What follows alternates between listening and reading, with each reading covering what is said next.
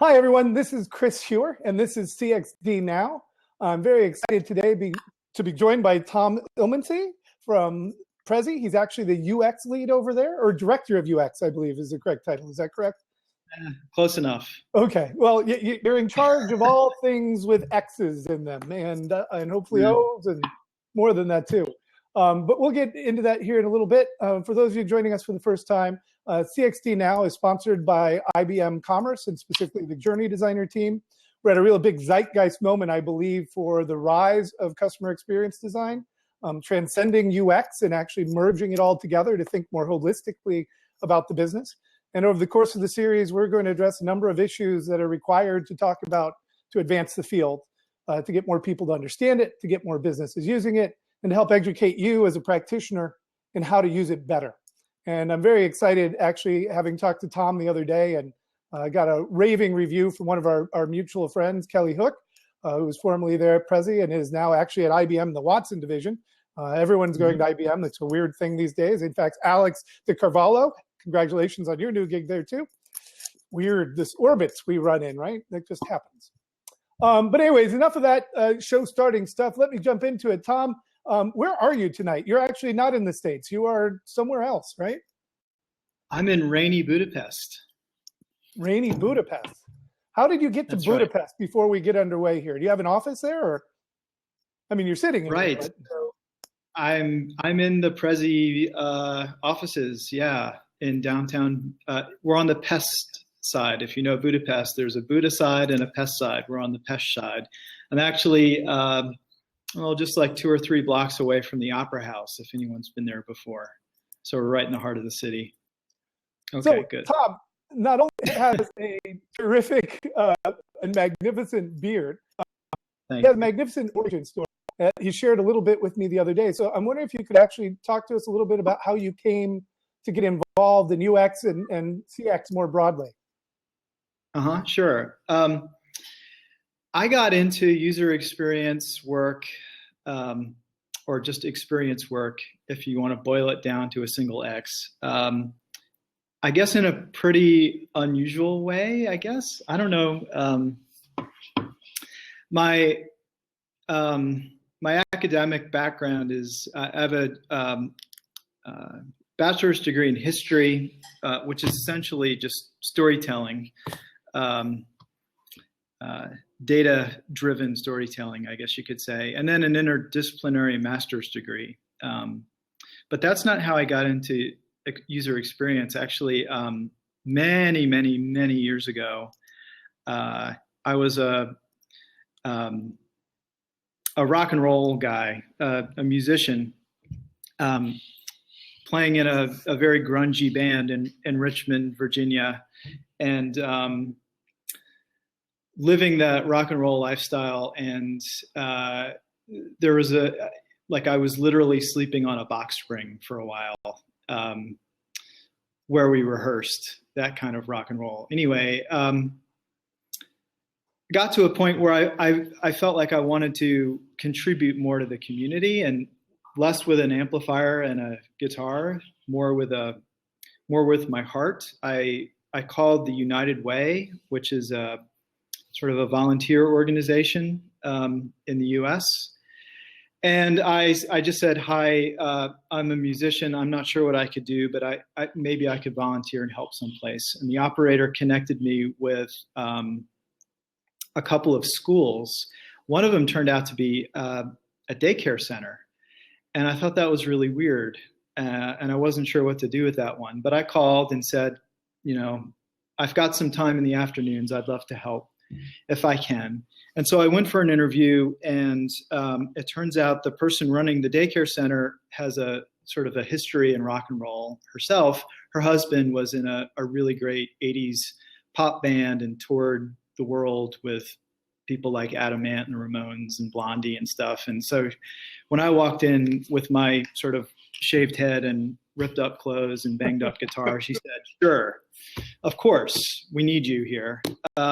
I didn't know anything about kids, though. So it was pretty terrifying, actually, walking out on a playground. I mean, these kids are like between 2.5 and 5 years old, and it's just after nap time. And after snack, it's pandemonium on that playground. It's just chaos. And so I'm standing out on the playground one day, and I'm the adult presence. So I'm there to kind of like just keep an eye on things. And there's a collision in front of me, two kids just bang into each other, and they're very upset with the outcome of that collision. And, you know, the kids are crying, and I'm standing there. I'm the closest adult, and I'm like, oh God, what do I do? Jeez. So I look across the playground for help, and one of the legitimate teachers just sort of gestures for me to just hug the kid. And I'm just like, no, that's not, I don't think I can do that. But she encouraged me. She just said, just get down on your knee and just hug that kid. And so I sort of got down on my knee and just opened my arms kind of awkwardly, like, oh God, what's going to happen? And the kid just kind of walked into my arms, and I just kind of folded them around and just waited for him to stop crying. And he did. And then I just kind of let him go like this little bird. And off he went.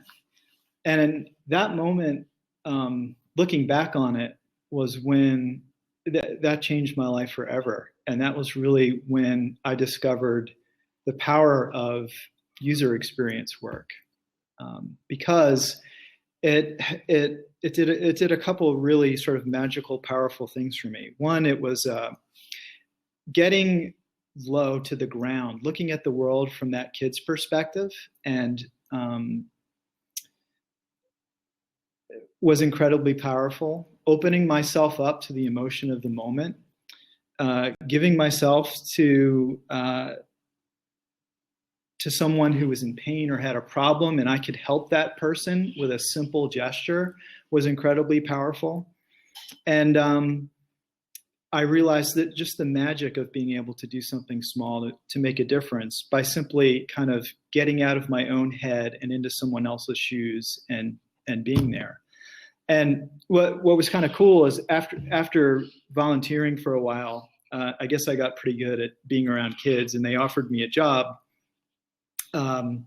actually teaching a class of 4 and 5-year-olds. And I got to say, it was one of the funnest things I've ever done. It was super cool. And one of the cool things about it was kind of like just the unpredictability of it. Like I would always have a lesson plan or something I wanted to do with the kids in the morning. But that plan would go out the window fast. I had to learn to adapt and improvise, which mapped really well to being a musician because it's constant improvisation and performance. And I found those two things went really well together. And I don't know, I think that's really my origin story, was sort of a combination of making music and being a musician and performing and sort of sculpting time and designing an experience for people from the stage, and then pairing that up with being a preschool teacher and being curious about the world, like through a 5-year-old's eyes, like just making up a recipe and cooking it and having no idea what it's going to taste like. That's awesome. And we did that a lot. We called it Potion Day, and it was super fun. And we would also take apart like toasters and telephones and alarm clocks and things with no intention of putting them back together, but just to see what's inside and what we could make with all the guts. And I'm sure, like, for a parent walking through my classroom and seeing all the kids with like pliers and screwdrivers huddled over things, they were probably kind of like, it's a sweatshop. I don't know what's going on here. But no, we were exploring this stuff together. And I've carried that spirit, I guess, into every place I've worked. It's sort of like a ribbon that sort of goes through experience work. That's the long answer. Yeah, but it's that idea of standing in their shoes, right? You know, getting down at their level and seeing the world from their eyes. And, you know, it's uncomfortable when you really think about it. It takes courage to get out of your own comfort zone and embrace a different person's perspective and really feel it, and let that inspire you and influence your design decisions or your strategy. So you have to kind of let go of yourself a bit, and that's super hard. I don't know if you ever get good at it. You just kind of get used to it, maybe. I don't know. Well, and all of it's stuff, you have to find that comfort over time. But also, you've got to know kind of what you want, right? I mean, that wasn't your plan. In fact, you probably had many different plans. So what were you planning to do, and how did you get there? I don't know. So, Chris, this is kind of a weird answer to that, but I don't like to plan too much. I just kind of like to go on instinct and feel my way through it. Like coming to Budapest and working at Prezi was not on my list. That door kind of opened just a little bit, and together as a family, we sort of looked through the door and went, huh, that could be an interesting chapter. Why not?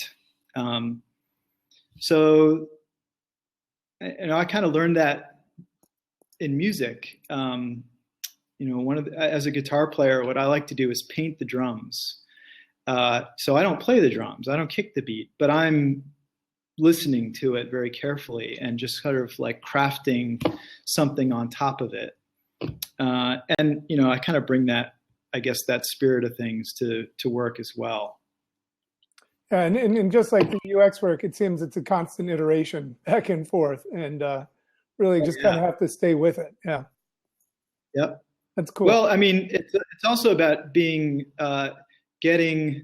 familiar with uncertainty. And, I think sometimes we to connect this to product work and the stuff that we do, sometimes a roadmap is like an illusion of certainty. Like all this stuff is going to be awesome.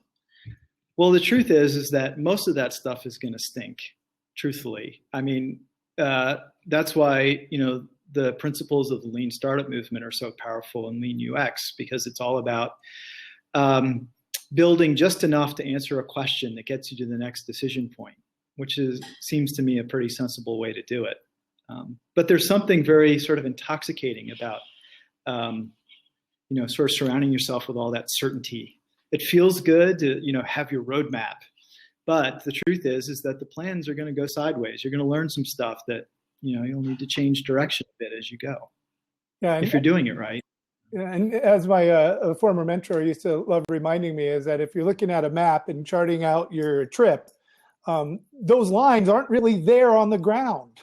They don't really exist. Yeah, I mean, it's just a figment, right? No, and yeah, I mean, look, and I'm not trying to say no roadmaps. That's not what I mean at all. I'm just saying that in that roadmap, there exists an opportunity to explore and learn and change direction as you go. That's what I mean. Yeah, very much so. So we hit on two of the challenges here in our first segment, getting to know Tom a little bit better, and that's why I wanted him to share his story, because it's a great story. And the two challenges that we faced so far in talking about through the power of story is that ability to generate empathy and what it really takes to actually see the world from another person's perspective, and the power of connecting with that. And then secondarily, as we've been talking about a little bit, this idea of uncertainty and the fact that, most of the world is uncertain, but we can find a way to, get through it if we can just find a little more comfort in it. So great way to start by sharing these insights and lessons through the power of story. And thank you very much. This is Tom Illmensee from Prezi, the head of UX there. And this is Chris Heuer with CXD Now, sponsored by IBM Commerce and the IBM Journey Designer product. And we'll be looking for you in the next segment, starting just shortly.